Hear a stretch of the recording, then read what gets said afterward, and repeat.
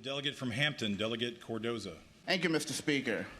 Mr. Speaker, today is the third day of Black History Month, and in this year, we as a people have made significant strides by representing more people and more communities than ever before.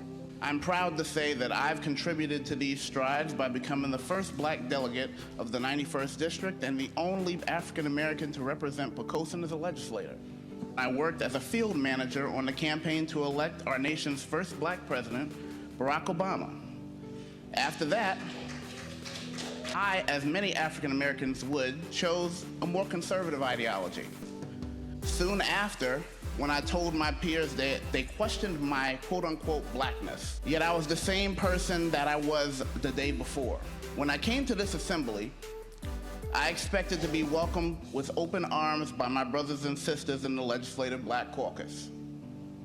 Instead, I was rejected by a vote. This was disheartening, but not shocking. The questionnaire for entry had little to do with being Black and had more to do with being leftist. The first question asked if I support or opposed using public school dollars to support private school initiatives. Basically, am I for school choice? Then later, the form asked what my top 3 environmental justice priorities were. Towards the end, it asked if I opposed any item on the agenda. So I went to look it up, and here are some of the highlights. Reform the recall process to end harassment. Repeal sovereign immunity, which will result in our police force diminishing. Protecting workers by protecting collective bargaining rights, basically preserving mask mandates. Protect abortion coverage in the health exchange. That one's pretty clear.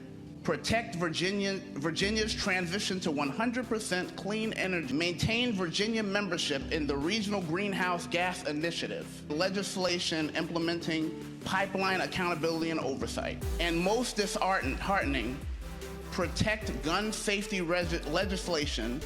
These questions, particularly, are a spit in the face of our ancestors who fought to have all of our rights guaranteed. I ask myself, what any of those things mentioned have to do with being Black?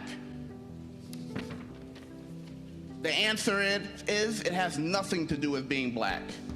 It's about being leftist. And that means that the caucus is not about being Black, it's about being leftist.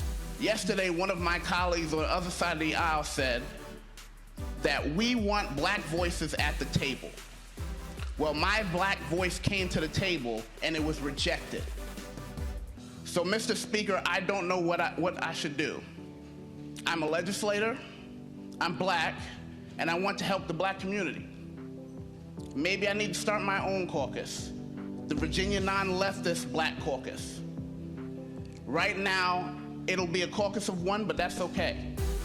As Thoreau said, any man more right than his neighbors constitutes a majority of one already. I'm proud to be a majority of one. Thank you, Mr. Speaker.